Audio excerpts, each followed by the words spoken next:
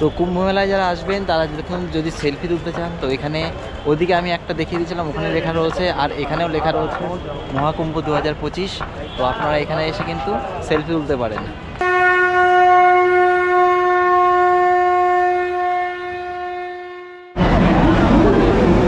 নমস্কার বন্ধুরা, সামনেই কুম্ভ মেলা, আর আজ আমি চলেছি কুম্ভ মেলার আগে, কারণ কুম্ভ মেলার সময় যেহেতু অনেক ভিড় থাকে যেতে পারবো না, তাই আপনারা যারা কুম্ভ মেলায় যাবেন তাদের জন্য এই ভিডিওটা। তো আমি এখন রয়েছি হাওড়া স্টেশনে। এখন এখান থেকে আমি ট্রেন ধরবো 22912 শিপ্রা এক্সপ্রেস। তো শিপ্রা এক্সপ্রেস সপ্তাহে 3 দিন হাওড়া থেকে 5টা 45 মিনিটে ছাড়ে। সেই ট্রেনে করে আমি যাব প্রয়াগরাজ চৌকি জংশন, যেখানে হচ্ছে কুম্ভ মেলার কাছাকাছি। তো চৌকি ছাড়া অনেক স্টেশন আছে যে প্রয়াগরাজ জংশনেও আপনারা যেতে পারবেন। তাহলে চলুন আজকে এই যে জার্নিটা রয়েছে 810 কিলোমিটারের জার্নি, সেই জার্নিটা আপনাদের সাথে শেয়ার করি। আর আপনারা যারা কুম্ভ মেলায় যাবেন তাদের জন্য সমস্ত ইনফরমেশান আমার এই ভিডিওতে থাকবে।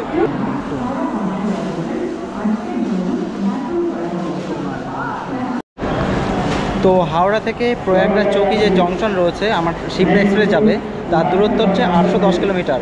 আর এই হাওড়া থেকে 5টা 45-এ ছাড়ার পরে প্রয়াগরাজ চৌকি গিয়ে জংশনে গিয়ে যদি লেট না করে পৌঁছাবে মোটামুটি 7টা 55, মানে ওই সকাল 8টার মধ্যে।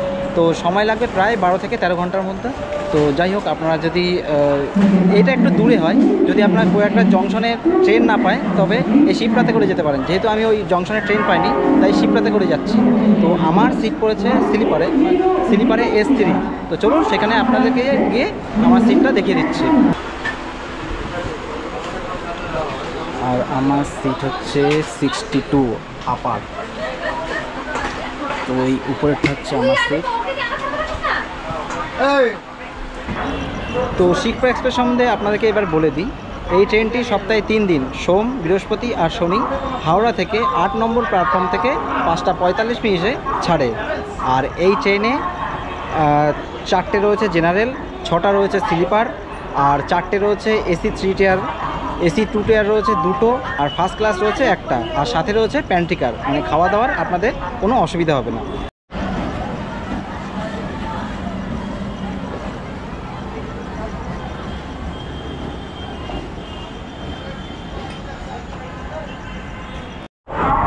ঘড়িতে বেজে গেছে 5টা বেজে 45 মিনিট। আর আমার ট্রেন এখন হাওড়ার 8 নম্বর প্ল্যাটফর্ম থেকে ঠিক রাইট টাইমে ছেড়ে দিল। তো এরপরে গিয়ে দাঁড়াবে 94 কিলোমিটার দূর বর্ধমান জংশনে। আর বর্ধমান জংশনে টাইম হচ্ছে 7টা বেজে 5 মিনিট। তাহলে চলুন এবার যাত্রা শুরু করা যাক প্রয়াগরাজের উদ্দেশ্যে।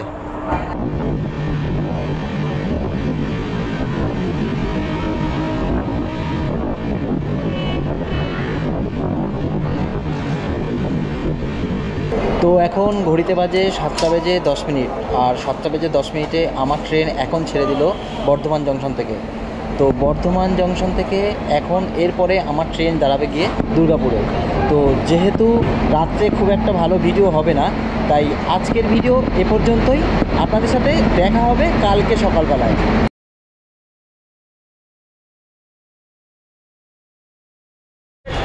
কুম্ভনগরী প্রয়াগরাজে আপনাদেরকে স্বাগত।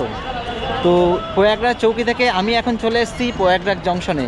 তো এখানে যে প্রয়াগরাজ জংশন দেখুন বিশালভাবে সাজানো রয়েছে, চারিদিকে একদম বিভিন্ন ব্যানারে, একদম কুম্ভ মেলার যে ব্যানার রয়েছে বিভিন্ন, সেই ব্যানারে একদম স্টেশন খুব সুন্দর করে সাজানো হচ্ছে।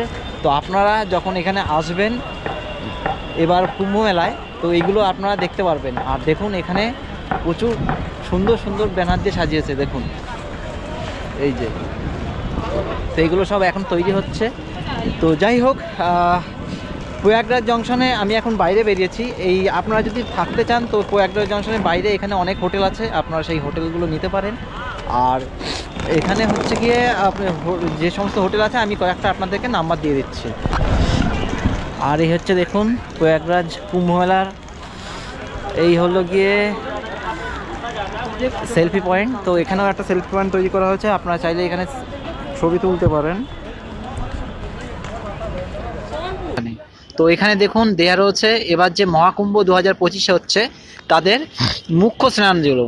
তো দেখুন প্রথম যে স্নান রয়েছে সেটা হচ্ছে পৌষ পূর্ণিমা 13/1/2025, তারপরে হচ্ছে মকর সংক্রান্তি 14/1/2025, তারপরে হচ্ছে মৌনী অমাবস্যা 29/1/2025, তারপর বসন্ত পঞ্চমী 3/2/2025, তারপর হচ্ছে মাঘী পূর্ণিমা 12/2/2025, আর সবচেয়ে শেষে যে স্নান সেটা হচ্ছে মহাশিবরাত্রি 26/2/2025। তো স্টেশন থেকে হেঁটে হেঁটে বাইরে আপনাদের আসতে হবে। তো বাইরে দেখুন এখানে একটা হনুমানজির মন্দির রয়েছে, আর এখানে দেখুন পেয়ার নিউজ টয়লেট রয়েছে। এখান থেকে আপনাদের বাইরে বেরোতে হবে, এই দিকটায় যেতে হবে।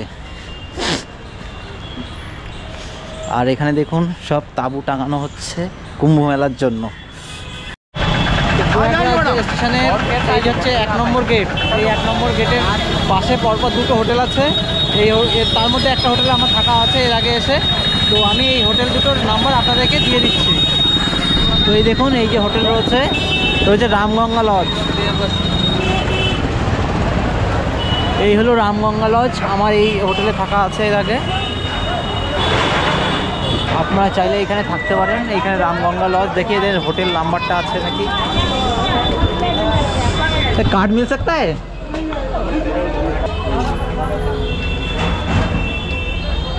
स्नान का दिन रूम मिलेगा? कितने मिनिमम कितने स्टार्ट होगा? 1000 का आएगा ना? ओके ठीक है। तो ये হচ্ছে রামগঙ্গা লজ।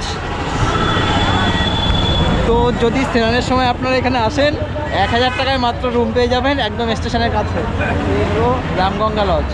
তা ওর পাশে আর একটা রয়েছে, সেটা দেখি যদি কার্ড পাই আমি আপনাদেরকে দিয়ে দিচ্ছি। তো এখানে যে সারদা শ্যাম লজটা রয়েছে, এই লজের এখান থেকেও আমি কার্ড নিয়ে আসলাম।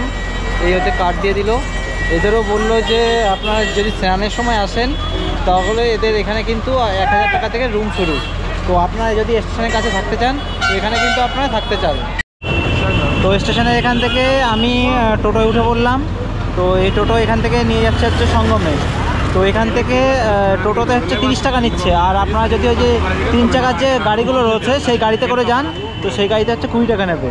তো চলুন এখন যাওয়া যাক।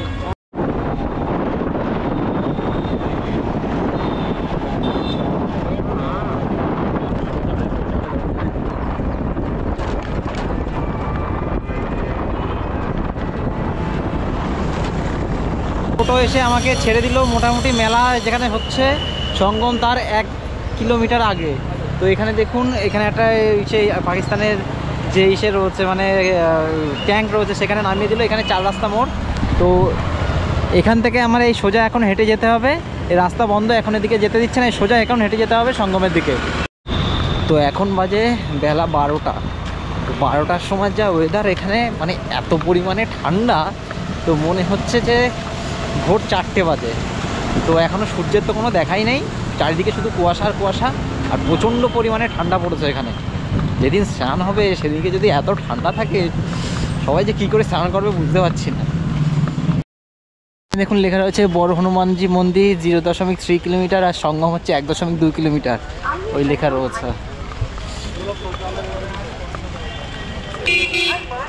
তো আগামী 14 তারিখে স্নান আছে, তার আগে দেখুন একদম পুরো কুম্ভ লোকে লোক এখনই হয়ে গেছে। তো এখান থেকে আমার সঙ্গমে যেতে হবে, আর এদিকেও মেলা রয়েছে। তো সঙ্গম থেকে আগে ঘুরে আসি। তো আমি এদিক থেকে হেঁটে আসলাম, আর এদিকে দেখুন আমার পেছনে রয়েছে এলাহাবাদ ফোর্ট। আপনারা এখান থেকে যেতে পারবেন, ওইদিকে এলাহাবাদ ফোর্ট রয়েছে, ওইদিকে যেতে পারবেন। আর এদিক থেকেও যে সামনে যে দেখুন এটা চলে যাচ্ছে, এখান থেকেও আপনাদের সঙ্গমে যাওয়া যাবে। তো এখান থেকেও যাওয়া যাবে আর এখান থেকেও যাওয়া যাবে। তো আমি দেখি এখান থেকেই যাই।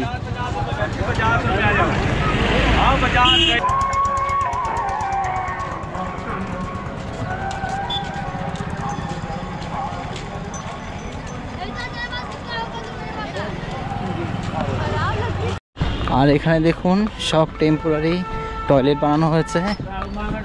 তো নাই করে এখানে যা টয়লেট দেখলাম তাদের লাখখানেক হবে। তো আমি এখন হাঁটতে হাঁটতে চলে আসলাম, এই হচ্ছে যমুনা নদীর পাড়ে। তো দেখুন প্রচুর লোক এখানে এসছে আজকে। তো এই দেখুন এখান থেকে সবাই যাচ্ছে সঙ্গমে স্নান করতে, আর এই কুয়াশার মধ্যে ঠিকঠাক কিছু দেখা যাচ্ছে না। এই দেখুন এখানে প্রচুর নৌকা রয়েছে, নৌকায় করে যেতে হবে সঙ্গমে। राधे राधे राधे राधे घुसिया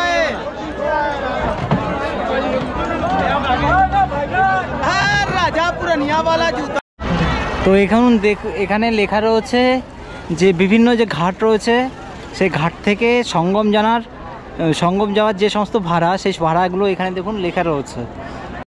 তো এখানে যে বোর্ডগুলো রয়েছে, বোর্ডে জিজ্ঞাসা করলাম, প্রথমে বললে 1000 টাকা লাগবে, ঠিক আছে। তারপরে বলতে বললো 200 টাকা লাগবে।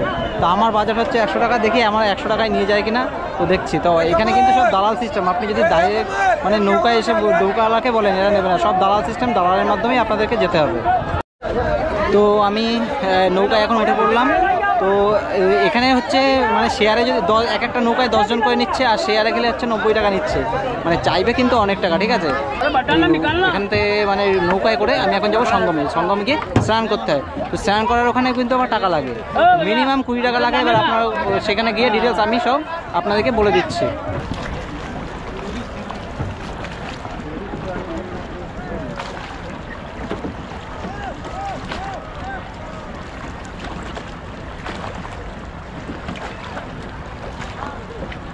তো এখানে যে পাখিগুলো রয়েছে আমি খাবার কিনে নিয়েছিলাম, তো সত্যি ওরা খুব মানে দিলে একদম খেয়ে নিচ্ছে, আপনাদের দেখলেই দেখে দিচ্ছি। তো আপনারা যখন এখানে আসবেন ওখান থেকে কিন্তু খাবার নিয়ে আসবেন, কারণ খাবার নিয়ে আসলে এখানে কিন্তু পাখিদের কিন্তু আপনারা খাওয়াতে পারবেন, যাওয়ার সময়ও পারবেন এবং আসার সময়ও পারবেন। আহ আহ আহ আহ আহ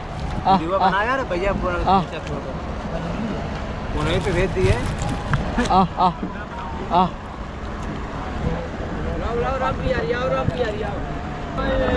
তো ওইখানে দেখুন যে নৌকাগুলো রয়েছে, ওইখানে গিয়ে সবাই স্নান করছে। তো ওখানে আমি গিয়ে স্নান করব, আর এখানে দেখুন সবাই স্নান করে এখানে ফিরছে।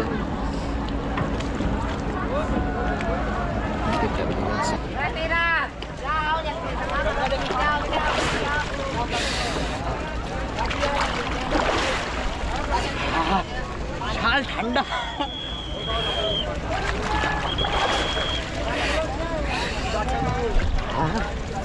স্নান হয়ে গেছে, উঠে পড়ি।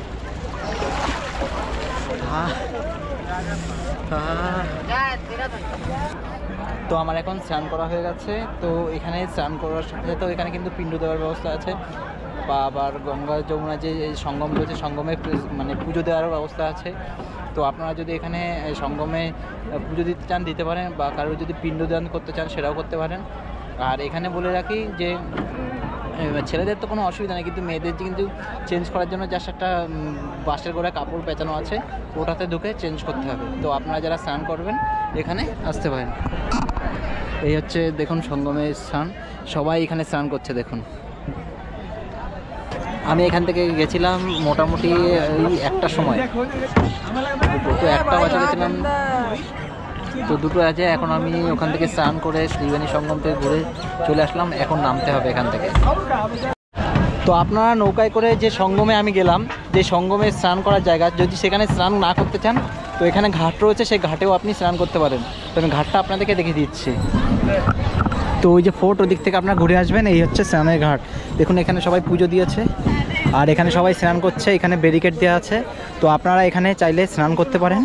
আর নৌকায় করে যদি যান তাহলে ওইখানে হচ্ছে সঙ্গম, যেখানে আমি গেলাম ওখানে আপনারা স্নান করতে পারেন। তো এখানে স্নান করে দেখুন এখানে আমার চেঞ্জিং রুম রয়েছে, আপনারা চেঞ্জও করতে পারেন, কোনো অসুবিধা নেই, চেঞ্জিং রুম রয়েছে। আর এই হচ্ছে মেন ঘাট। এবার আপনাদেরকে বলি যে এখানে কোথায় থাকবেন। তো এখানে যে ছোট ছোট তাঁবু আছে, সরকার থেকে করে দিয়েছে, সে তাঁবু ওইখানে যেখানে আমি প্রথমে নামলাম ওখানে থাকার ব্যবস্থা আছে। আর এদিকে যমুনার ওপারে মানে সিভিল লাইন বলে যে জায়গাটা আছে, আপনারা যদি টোটোতে বলেন সিভিল লাইন ওখানে নিয়ে যাবে, ওখানেই কিন্তু থাকার ব্যবস্থা রয়েছে। আর প্রয়াগরাজ এসে যদি আপনারা মেলার সময় আসেন, মেলা হবে মোটামুটি 45 দিন মতো মেলা হবে। তো সেই সময় যদি আসেন আপনাদের কিন্তু যদি মনে করেন যে খাবার জন্য 1 পয়সা খরচা করবেন না, তো সেটা কিন্তু সম্ভব। তার কারণ হচ্ছে এখানে বিভিন্ন আশ্রম থেকে, বিভিন্ন মন্দির থেকে এখানে আখড়া দিয়েছে, সেই আখড়া থেকে ফ্রিতে 3 বেলা খাওয়ানো হয়। এইখানে যে পাতালপুরি মন্দির এই কারণেই বলে, কারণ যে ফোর্টটা রয়েছে, ফোর্টের মাটির নিচে মন্দির রয়েছে, সেই জন্য এখানে পাতালপুরি মন্দির বলা হয়। তো চলুন দেখি, যদি ফাঁকা থাকে আপনাদেরকে ঘুরিয়ে নিয়ে আসছি।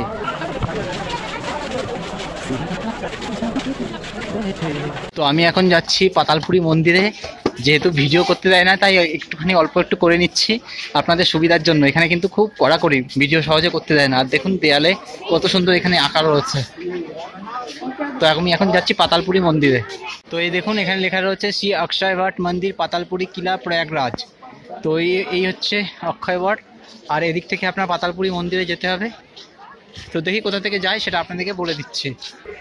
তো এই হচ্ছে লাইন পড়েছে মন্দিরে যাওয়ার।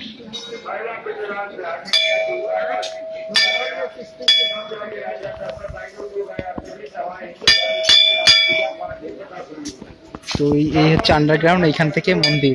আর এই হচ্ছে দেখুন লাইন পড়েছে।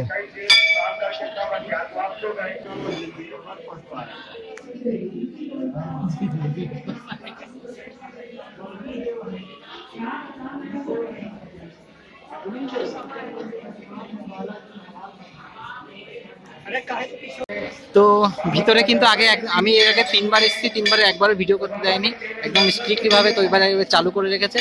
তো এখানে আপনারা এসে মনে হয় মানে অকেশনের জন্যই আর কি চালুটা করে রেখেছে। তো ভিতরে গিয়ে আমি তাও অল্প অল্প আপনাদেরকে ভিডিও দেখে দিয়েছি। আর এই হচ্ছে অক্ষয় বট। অক্ষয় বট হচ্ছে পরিক্রমা করা, কিন্তু এখন যেভাবে লাইন দিয়েছে পরিক্রমা করা সম্ভব না।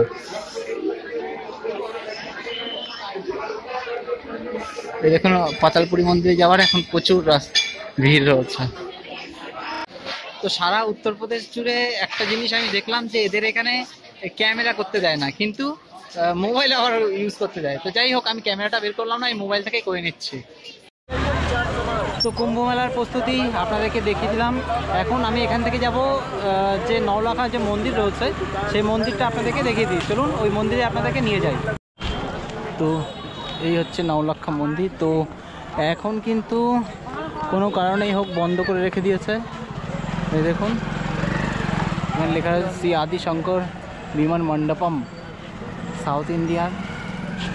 এই হচ্ছে মন্দির।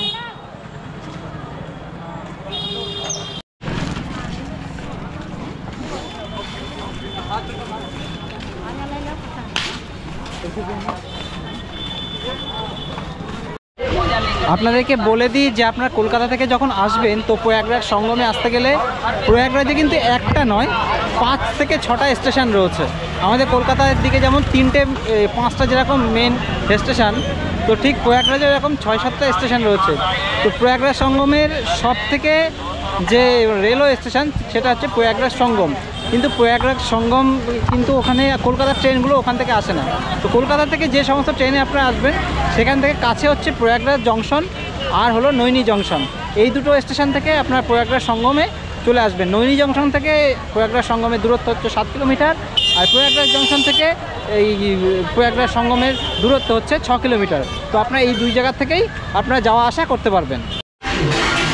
তো সারাদিন অনেক ঘোরা হয়ে গেছে, কুম্ভ মেলা ঘুরে আসা হয়ে গেছে। এখন আমার প্রচণ্ড খিদে পেয়ে গেছে। তো তো প্রয়াগরাজ যে জংশন রয়েছে, সেই জংশন রেলওয়ে স্টেশনে একদম উল্টো সাইডে অনেক হোটেল রয়েছে। তো এখানেই সেই হোটেলগুলির মধ্যে একটা হোটেলে ঢুকলাম। এখানে হচ্ছে থালি হচ্ছে আপনার 80 টাকা দিয়ে। তো 80 টাকা থালিতে কী কী দিচ্ছে আপনাদেরকে আমি বলে দিচ্ছি। তো 80 টাকার থালিতে দেখুন ফুলকপির তরকারি, এই হচ্ছে ডাল, এটা হচ্ছে পালং শাকের তরকারি মনে হচ্ছে খুব সম্ভব, আর এই চাল, আর এখানে 4টে রুটি। এই হচ্ছে 80 টাকার থালি। তো বন্ধুরা, কলকাতা থেকে আমি প্রয়াগরাজ কুম্ভ মেলার প্রস্তুতি দেখতে এসেছিলাম। মেলার প্রস্তুতি আপনাদেরকে দেখিয়ে দিলাম। কোথায় থাকবেন, হোটেল ভাড়া কী আছে, A to Z আপনাদের সমস্ত ডিটেলস আপনাদেরকে দিলাম। তো এখন আমি আবার প্রয়াগরাজ থেকে কলকাতা বাড়ি ফিরছি। তাহলে প্রয়াগরাজ ভ্রমণ নিয়ে যদি আপনাদের কিছু জিজ্ঞাসা থাকে, তাহলে অবশ্যই কমেন্ট করবেন, আমি সমস্ত অ্যান্সার দিয়ে দেবো। তাহলে আজকের ভিডিও এ পর্যন্তই। দেখা হবে আবার নতুন কোনো ভ্রমণের ভিডিওতে। সকলে ভালো থাকুন, নমস্কার। ফটো